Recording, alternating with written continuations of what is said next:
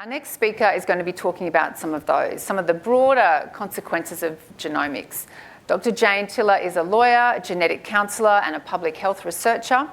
She looks at the ethical, legal and social issues related to genomics. She's a founding member of the Australian Genetic Non-Discrimination Working Group, and she's at Monash University and she's a senior project coordinator at Australian Genomics. Please welcome Dr. Jane Tiller.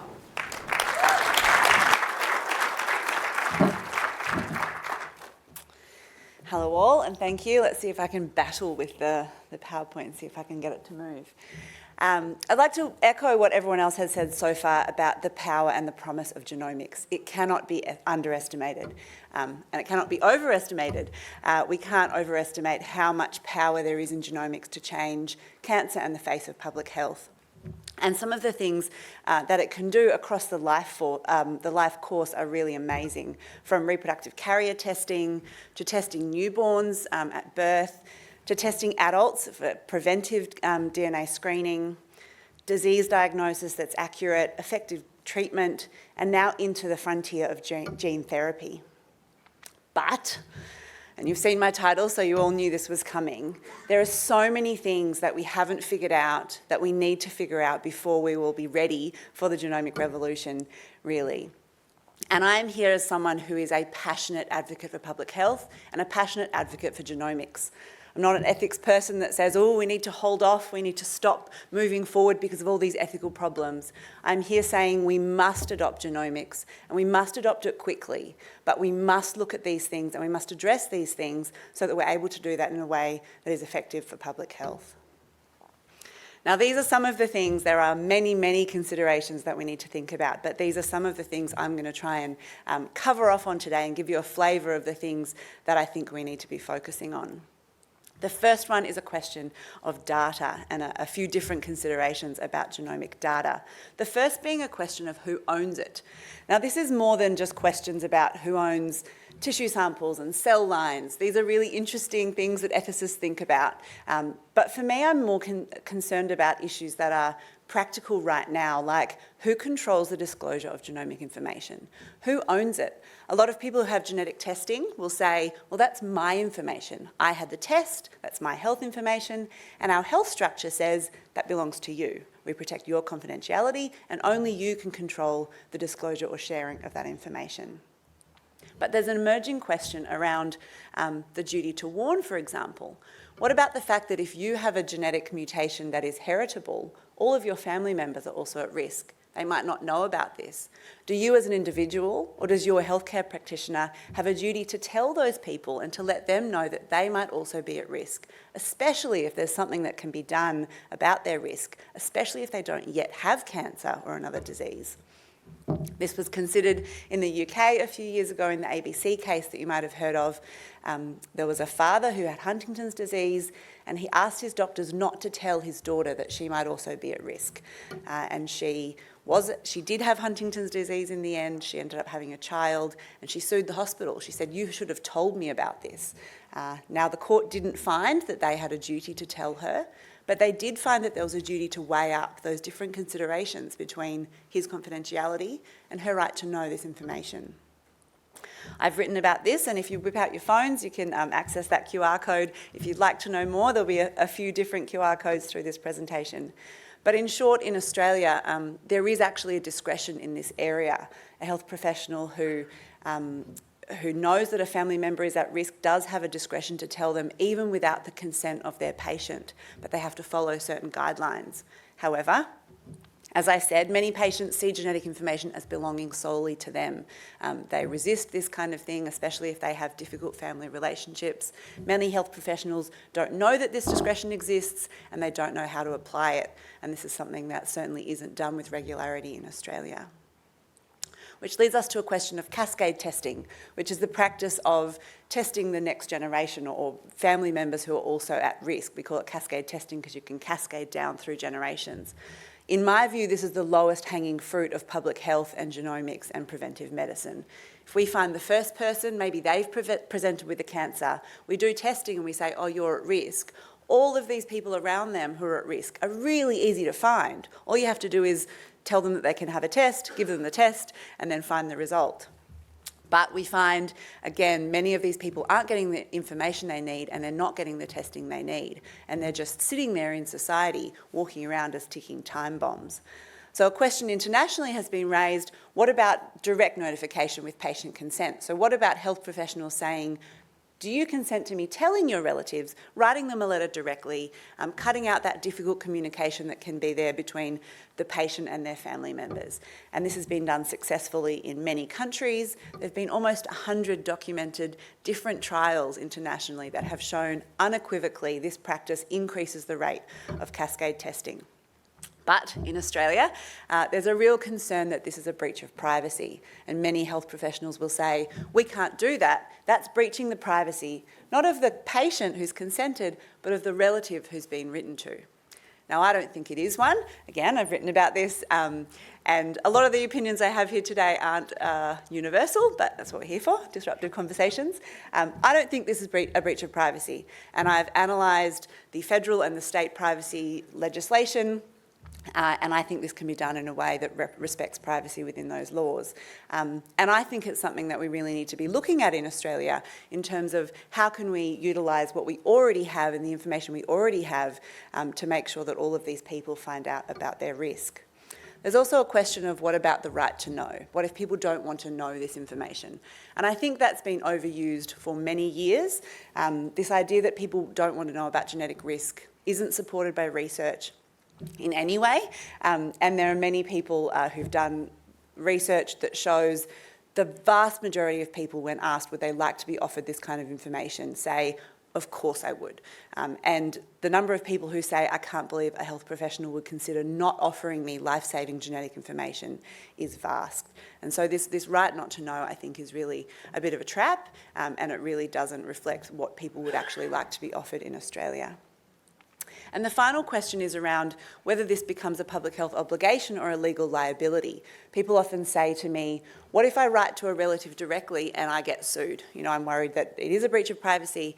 And what I say and what I firmly believe is that it's more likely in the next 5 to 10 years that someone will be sued for not telling a relative that they're at risk than that somebody will be sued because they offered a relative life-saving genetic information. So I think we really need to start thinking very carefully about this, be proactive and start thinking about ways that we can do this safely rather than waiting for the courts to tell us, actually this is an obligation and an ethical duty that you need to move into. Next, just touching on the privacy of genetic data. We don't have good privacy protections in Australia generally. We don't have a good privacy regime for genetic data. And you may have all seen in the last week or so news of the hackers have got to genetic data. We've had our first known genetic hack of 23andMe. There have been offers of genetic data through that sold on the dark web, or at least offered. I'm not sure whether anyone can prove that someone's bought it. And this raises questions of what are the consequences of this kind of breach and do we know how to deal with it? We're still grappling with what do we do about data breaches of personal information? What are the remedies? How do we compensate someone for the stealing and the use of the genetic data? And what are going to be the consequences if people can't trust when they do a genetic test that their data will be kept private from this kind of hack? This isn't something I have an answer to, but it is something that we have not addressed and need to address if we're going to have wide-scale genetic testing and huge repositories of genetic data. Next, around secondary uses of data. So this is where people are consenting. Obviously, you don't consent to a breach, but when you are filling in your consent form around your genetic testing, what are you consenting to, and is it what you think you're consenting to? And I'm picking again on 23andMe, but they for many years have had an agreement with GSK where they share access to their databases for data mining, and this has been very productive. Certainly there have been a few interesting targets have been found, but I think it's pretty accepted that most people, when they consent to research, secondary research, don't think that what will happen is that the company will make money off selling off their data or access to their data. And so there's a question around, are people really consenting to what they think they're consenting to when that happens? And this is something we need to think about in our own research, where we have consent where additional research isn't optional. And that for a long time has been pretty standard. If you sign up to a research project, part of that is you consent to additional research being done. Now, some believe that this is completely justified. If someone is benefiting from publicly funded research, then they should also allow their research to be given for the benefit of the public. Other people take a different view. And in the study that we're doing at the moment, we've decided not to do that. We've said people can sign up to research just to have that research. They don't need to consent to anything else, and we have cascading options where they can say, actually destroy my data as soon as you've used it. Now, we sacrifice research potential for that, but it's important to us that people can just sign up for the test that they're having for that purpose. And then our question of returning results to the participants. If we're looking at people's genetic data and we're doing studies or we have biobanks and we find that they have genetic variants that maybe predispose them to disease, things that they can do something about, are we contacting them to offer that information back? And for many years this wasn't being done, not all biobanks do it.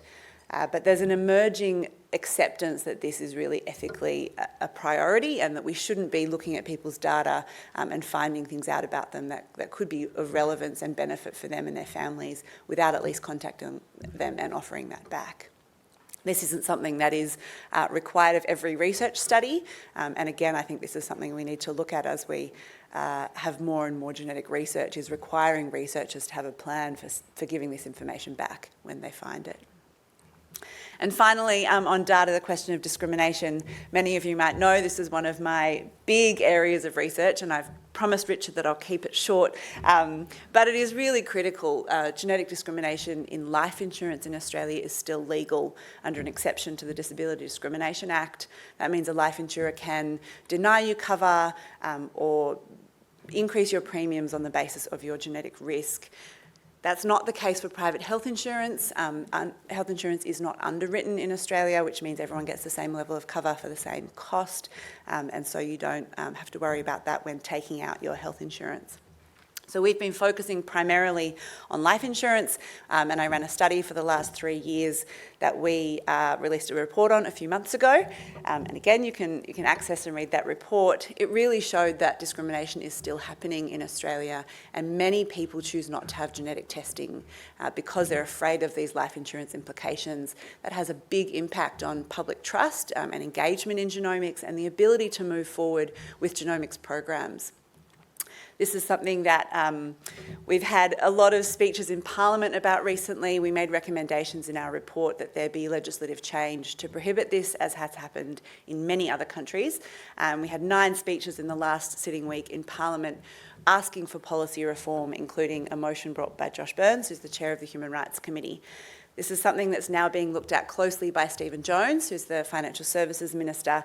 And one of the biggest things you can do today to make change, if you're interested in health policy, is to access that QR code and to be part of our MP campaign. So these letters to MPs are being read closely, they are being looked at, they are the subject of speeches in Parliament, and if you write to your MP, it will be read and it will make a difference to what we're doing. So as I said, we're focusing primarily on life insurance because that's been our concern, but we're having emerging concerns in private health insurance. As I said, your underwriting isn't affected, but we had a woman last year, 38 years old, with private health insurance cover, who had a BRCA1 mutation. She hadn't had cancer, but when she tried to have her preventive surgery to have her ovaries and fallopian tubes removed, they denied her cover on the basis that that result was a pre-existing condition, having that mutation. Now, we tried to help her, we had pro bono assistance, and we tried to help her fight that. In the end, she had to wait out her 12 months, and I can report she has had her surgery and all of her tissue is clear, which is a great outcome for her.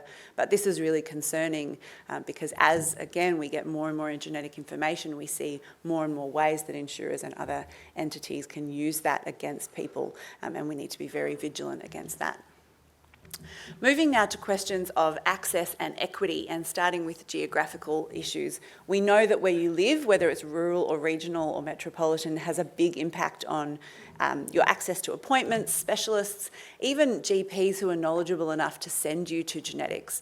And we know that that feeds into a real difference with access to genetic testing. I've sat in a room where it was acknowledged that if a patient had come into a major metropolitan hospital, they would have had testing offered to them completely covered. But because they had come in to a regional clinic, the budget was different for that clinic, and so therefore that testing wasn't going to be offered to that patient. And that's ridiculous, and that's not okay. We know access to clinical trials can be difficult if people have difficulty travelling, and treatment and services, and this is something that we really need to think about as we put more money into major tertiary hospitals and trials and areas. What are we doing about people who live in underprivileged or geographically isolated areas? Financial equity is also really important. You might have looked at my stories about 23andMe and said, sure, but what about clinical genetics? These people are just off getting ancestry testing. But we know that if we don't offer people publicly funded genetic testing, they will start going to places like 23andMe and other possibly even less reputable places to try and get genetic information. People are desperate for information, and as it becomes cheaper, they will get that any way they can. One way we can offer this is through population DNA screening, and this is something that we're doing at Monash through the DNA Screen pilot study. We're almost finished the study. We launched just over a year ago, and we're testing 10,000 18 to 40-year-olds for predictive testing for different cancers, hereditary breast and ovarian cancer, Lynch syndrome, as well as a heart disease gene. In the first week of launching this study, we had over 20,000 people sign up for the study. It just shows the enormous interest there is in getting this kind of predictive and preventive health information through genomics. And we have to date returned over 7,000 results, and we're finding about 2% of people have one of these mutations. And so we're already showing this big public health impact of this kind of screening. It is something that is cost effective now, it's something that we should be doing already, and it's something that we really need to start moving into. There's lots of things we can look at in the future, but these are things we can do already, things that we can do now that we're not doing yet. But, and I'll just highlight this email, I get emails like this all the time from people who are invited to be part of DNA Screen, and we tell them about the insurance implications, and they say, in that case, maybe I won't have this test.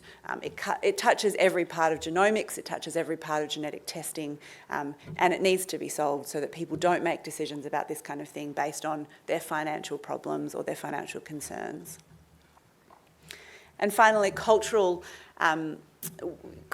equity issues. We know that access to health services generally and genetic services is impacted for people in Torres Strait Islander and Aboriginal communities and other culturally and linguistically diverse communities. We know there are challenges with building trust in these communities, partially based on how these things have been managed in the past.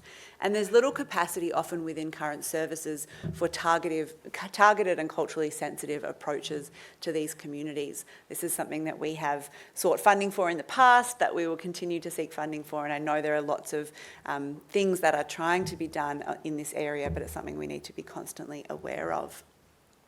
Which leads us to the question of workforce and resourcing. Do we have enough? And the answer is absolutely no. We know that genetic services are chronically underfunded in Australia.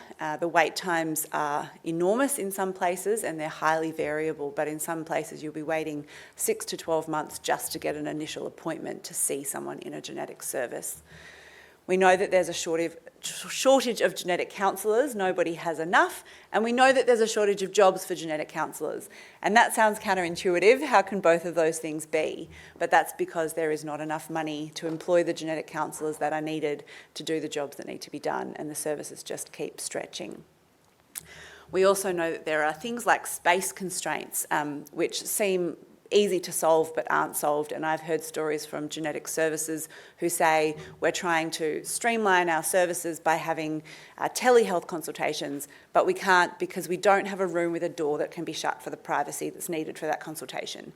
And that's outrageous. You know, that seems like a very easy problem to solve. And if you're telling me your wait time is enormous because you don't have a room with a door, someone needs to do something about that. So obviously, what can we do? More funding is needed for genetic services, but we also need better efficiencies. We can't be having an hour-long conversation with every person in Australia considering having a genetic test. We need to find better ways to streamline those services. We need better recognition of genetic counsellors. We are masters qualified health professionals. We should not be doing enormous amounts of admin. a precious resource should always be used only for the purpose that it is primarily qualified for, and so we should be employing admin to do admin, and we should be allowing genetic counsellors just to do what they need to be doing, and we need better use of space. Preventive care. We know that this is a huge problem in Australia, and as we find more and more people who are at risk of genetic conditions, more and more people who can prevent genetic conditions, that will lead to far more stress on downstream care and resources, and this is something that we need to be conscious of. If we find more Lynch syndrome carriers, for example, we will need a lot more colonoscopies. We can't be telling people, here's this information, here's what you can do about it, and then say, oh, by the way, it'll take you 3 years to get on the waiting list for that, and so maybe you'll get cancer anyway. More BRCA1 and 2 carriers, more screening, more preventive surgeries.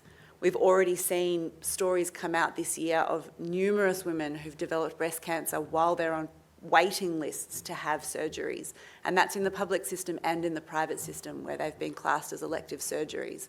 Women wait for 12 months or more and then find, oh, I've got cancer already because I couldn't have that preventive surgery.